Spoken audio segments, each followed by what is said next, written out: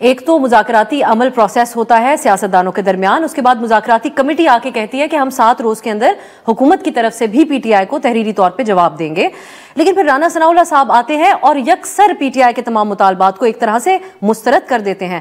یہ کس قسم کا حکومتی رویہ ہے جب مذاکرات آن گوئنگ ہیں؟ سب کے ذہنوں میں آج یہ سوال ہے. جی بہت شکریہ ابسا. دیکھیں بات یہ ہے کہ جس طریقے کا رویہ اور جس طریقے کی لینگویج یوز کی گئی ہے، جو اب سوشل میڈیا پہ آ چکی ہیں ساری چیزیں، اور اس کے بعد انہوں نے جس طریقے سے کہا کہ ہمارے یہ 2 مطالبات آپ نے مان لینے ہیں اور ورنہ ہم اگلا چوتھا جو ہے وہ سٹنگ نہیں کریں گے، تو یہ تو طریقہ نہیں ہے نا مذاکرات کا. مذاکرات کا مطلب ہوتا ہے بات چیت.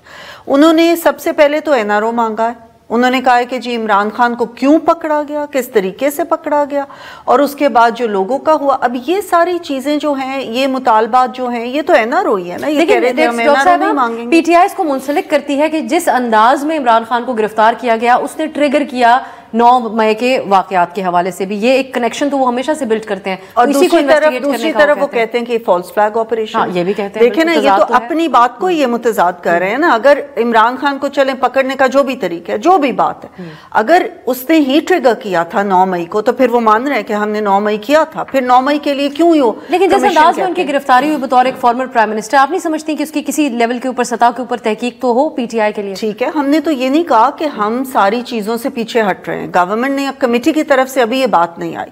دیکھیں رانا صاحب نے جو بھی بات کی، لیکن ابھی کمیٹی نے بیٹھنا ہے. کمیٹی میں تمام جماعتیں جو کہ پارلیمنٹ میں موجود ہیں، ان کی ریپریزنٹیشن ہے. وہ آپس میں بات کریں گی، بات چیت کر کے پھر اس جو ان کے مطالبات ہیں اس کو جواب دیں گی. لیکن اگر یہ کہیں گے کہ ہم ڈیڈ لائنز دیں گے، اگر یہ کہیں گے کہ ہماری یہ 2 باتیں ایز اٹ از منوان قبول کی جائیں، تو وہ نہیں ہو سکتا.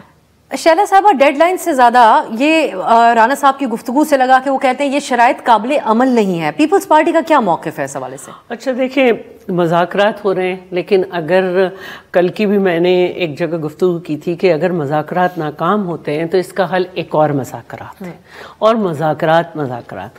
لیکن اگر آپ ایک ڈیڈ لائن دیں گے اور کمیشن کی بات کریں گے اور زخمیوں کی اور کسی کی تعداد بھی نہیں دیں گے، تو یہ بھی ایک حیران کن بات ہے. پرسوں جو ہے امین گنڈا پور نے کہا کہ ہمارے لوگوں سے غلطی ہو گئی، تو پھر وہی ہے کہ فالس فلیگ کہ پھر اتنے دنوں کیوں کہا، اب غلطی ہو گئی. اب یہاں پر جو بات ہے وہ یہ ہے کہ یہ تو میں مستقل کہہ رہی ہوں کہ دونوں پارٹیز کو بڑی سنجیدگی کرنی پڑے گی، کیونکہ جو ان کی ڈیمانڈز ہیں وہ تمام پولیٹیکل پارٹیز سے نہیں ہیں، وہ حکومت سے ہیں. اور حکومت کے ساتھ جو اس کی پارٹیز بیٹھی ہیں وہ ضرور چاہیں گی کہ ایک اور اسموتھ جو ہم انوائرمنٹ چاہ رہے ہیں اس کی طرف جائیں. اور جو ہو سکے گا ہم چاہیں گے کہ پارلیمنٹ چلتی رہے، اور ان کے لیے کوئی جو بھی سافٹ کارنر نکل سکتا ہے ان کے رویوں کے برخلاف وہ ہم ضرور دیں. لیکن آج جو میں حیران ہوں وہ اس بات پر ہوں کہ یہاں پر یہ بات بھی سامنے آ گئی کہ مذاکرات ہونے چاہیے، اور میں اس کے خلاف نہیں ہوں جو انہوں نے اسٹیبلشمنٹ سے مذاکرات کیے. اس پہ ہم ضرور آگے جا کر آتے ہیں. لیکن شزرا صاحبہ، ایک طرف جو آپ ڈیڈ لائن کے بارے میں بات کرتے ہیں، پی ٹی آئی میں یہ شکوک ہیں کہ حکومت کے لیے صرف ایک ٹائم بائنگ ٹیکٹک ہے، کیونکہ ہم دیکھ رہے تھے پہلے دن سے، اور یہ خود اسپیکر صاحب نے بھی اور آپ کی جماعت عرفان صدیقی صاحب نے بھی کہا کہ ہماری دونوں کی طرف سے کچھ بیانات اس قسم کے تلخ آ جاتے تھے، کیونکہ آپ لوگوں نے ایک دوسرے کے مخالف سیاست کی ہے سالہ سال. لیکن حقائق سامنے آنا تو پاکستان میں موجودہ صورتحال میں بہت ضروری ہے. تو کیوں نہ پہلی ہی ملاقات میں اس بات پہ آپ لوگ بھی کانفیڈنٹلی اگری کرتے کہ جوڈیشل کمیشن بنے اور واقعی تمام حقائق سامنے لے کے آئے؟ کیونکہ آپ لوگوں کا ایک دعویٰ ہے کہ پی ٹی آئی غلط بیانی کرتی ہے، خواہ وہ 9 مئی کے واقعات ہوں یا حالیہ 26 نومبر کا. ایک تو میں یہ کہوں گی کہ 9 مئی کو 26 نومبر کے ساتھ ملانا اور اس کو ایک ہی پلیٹ فارم پہ رکھنا، پہلی تو بات ہے یہی غلط ہے. 9 مئی کو جو ہوا وہ پاکستان کی ہسٹری میں نہ کبھی پہلے ہوا، اور نہ ہی خدا نہ خواستہ کبھی دوبارہ ہو کہ انہوں نے اپنی ہی افواج کی تنصیبات پہ حملہ کر دیا، اپنے ہی شہداء کے جو یادگاریں تھیں ان کو مسمار کیا، اپنا ہی انہوں نے ایٹ ون ٹائم اوکیسٹریٹڈ پاکستان کے مختلف حصوں میں افواج کی جو تنصیبات تھی ان کے اوپر حملہ کیا. یہ دوبارہ کبھی نہیں ہو سکتا. 9 مئی stands as a black day in Pakistan history. 26 نومبر کو انہوں نے اپنی بہت ساری یلغاریں جو کہ بار بار کے پی کی حکومت کر رہی تھی اسلام آباد میں سے، ان میں سے ایک یلغار تھی. ٹھیک ہے، سو یہ ایک چیز نہیں ہے، یہ ان کو الگ الگ دیکھا جائے گا. دوسری بات یہ ہے کہ ہم نے یہ نہیں کہا کہ ہم یس اور نو. 9 مئی پہ آپ کا ریاستی ایک موقف ہے، لیکن 26 نومبر کے حوالے سے بین الاقوامی میڈیا کی رپورٹس آپ کی بات سے بالکل مطابقت نہیں رکھتی. سو اس میں بہت کنسرننگ باتیں بھی کہی گئی ہیں. تو آپ لوگ نہیں سمجھتے کہ کم از کم اس کے اوپر فوری طور پہ اتفاق رائے ہونا چاہیے تھا؟ دیکھیے اگر اس پہ اتفاق رائے ہوتا بھی ہے لیٹس سے، کیونکہ کمیٹی نے فیصلہ کرنا ہے، لیکن پھر اس کے ٹی او آرز ہوتے ہیں، کون سے ججز آئیں گے، کس قسم کا کمیشن بنے گا، کیا ٹی او آرز ہے، اس پہ بھی تو مزید مذاکرات ہوں گے نا. اگر یہ کہیں کہ جی ہماری مرضی کے سارے ججز لگ جائیں، جو کہ مرضی تو انہوں نے کہا کہ آپس میں طے کر کے کریں گے. پہلے وہ سینئر ترین کہہ رہے تھے، وہ کہتے ہیں کوئی بھی 3 سرونگ جج صاحبان. لیکن شجرا صاحبہ آپ ضرور کہیے. دیکھیے عدالتیں جو ہے نا وہ بائنڈ نہیں ہے کہ کمیشن کی جب تک رپورٹ نہ آ جائے وہ مقدمہ نہ چلائیں، اور اس میں بھی بائنڈ نہیں ہے کہ کمیشن کے رپورٹ کی روشنی میں وہ فیصلہ دیں. بالکل عدالتیں جو ہیں وہ ڈفرینٹ طریقے سے چلتی ہیں، ان کو شواہد چاہیے، ان کو کچھ چیزیں چاہیے.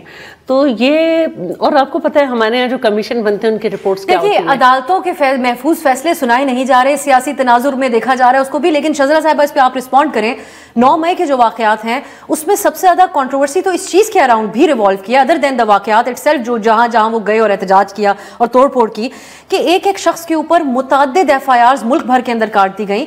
جس رہنما نے سیاسی وابستگی تبدیل کر لی اس کو آزادی مل گئی اور وہ بالکل آزاد گھوم رہا ہے. تو ان چیزوں کے حقائق تو سب کے سامنے آنے چاہیے. دیکھیے سیاسی وابستگی نہیں، جس نے معافی مانگی آ کے، اور یہ شروع سے کہا جا رہا ہے کہ جو اپنی غلطی تسلیم کر لے، اس چیز کی قوم سے معافی مانگ لے. یہ ہمارے خلاف نہیں تھی، یہ قوم کے خلاف تھی، یہ پاکستان کے خلاف تھی، پاکستان کی ریاست کے خلاف. تو پھر یہ کیسا جرم ہوا کہ جس کی معافی مانگ کے آپ کو معافی مل جائے؟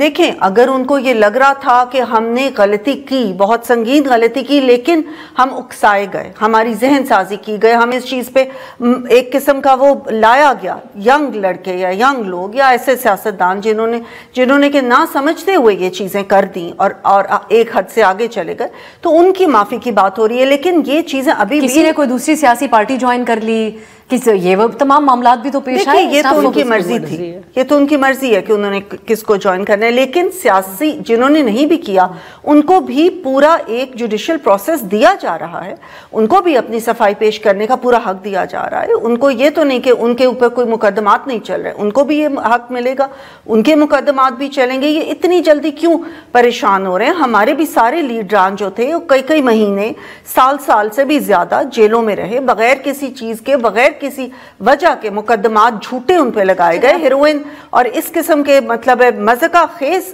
لگائے گئے الزامات. اب اتنا وقت تو پی ٹی آئی کے لوگوں نے بھی کاٹ لیا، جو آپ لوگ جس سے موازنہ اپنا کر سکتے ہیں جیل میں، خواہ ان کے پارٹی کے سربراہ ہوں یا ان کے سینئر اور معمر رہنما بھی ہوں، جیسے یاسمین راشد صاحبہ ہیں یا اعجاز چوئی صاحب، سینیٹر صاحب، جن کے پروڈکشن آرڈر جاری ہے لیکن ان کو وہ ریلیز نہیں لایا گیا سینٹ.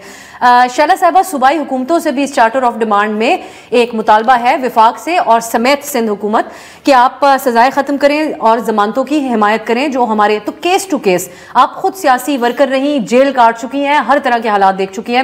اس قسم کے جو کیسز ہیں جہاں پر کوئی کسی کے اوپر بہت ساری ایف آئی آرز درج ہے، تو کیس ٹو کیس کی بیسس کے اوپر سندھ حکومت اس پہ غور کر سکتی ہے؟ بالکل کر سکتے ہیں. کمیٹی بیٹھ گئی ہے اور یہ پہلے بھی بیٹھ سکتی تھی، لیکن وہ کہتے تھے ہمیں کسی سے بات ہی نہیں کرنی. اب پھر اس کے بعد انہوں نے خود ہی کمیٹی بنائی، پھر اس کمیٹی کو بڑا بھی کیا. اور ورنہ ہم تو جب وہ وزیر اعظم تھے اس وقت بھی ڈائلاگ کی بات کرتے تھے، لیکن اس وقت بھی ان کو سمجھ میں نہیں آتا تھا، سریا ان کی گردن میں تھا. اور اب بھی ہم نے بہت عرصے سے چاہے کہ ڈائلاگ ہو، وہ مان گئے اور اب سب سے ڈائلاگ کو وہ بہت بہتر کہہ رہے ہیں، تو بہت اچھی بات ہے.